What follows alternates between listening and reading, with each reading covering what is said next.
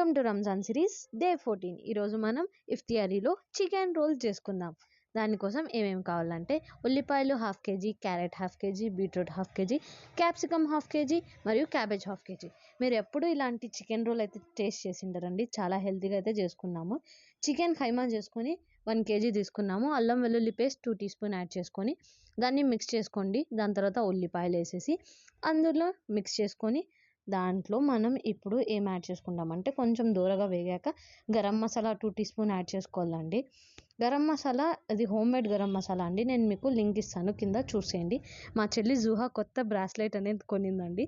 అది చూపించడం కోసము వీడియోలో అయితే వేసుకొని వచ్చింది. దాని తర్వాత black pepper powder, red chilli powder మరియు కొరియాండర్ పౌడర్ అన్నీ నేను పైన మెన్షన్ చేస్తాను, చూసుకోండి ఎన్నెన్ని టీ స్పూన్ అనేది. మన వెజ్జెస్ అన్నీ యాడ్ చేసుకొని బాగా మిక్స్ చేసుకోవాలండి.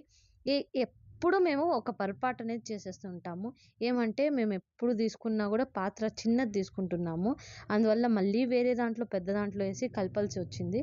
ఇప్పుడు అసెంబుల్ చేద్దాము. చపాతీ చేసుకున్నాము, గోధుమ పిండితోనే కలిపి పెట్టుకున్నాము. ఎందుకంటే మైదా చాలా హానికరం కాబట్టి. తను ఇసాక్ అండి, తను ఇది ప్రో లెవెల్లో చేస్తాడు రోల్. అందుకని చూపిస్తాడంట అందరికీ ఎలా రోల్ చేయాలా అనేది.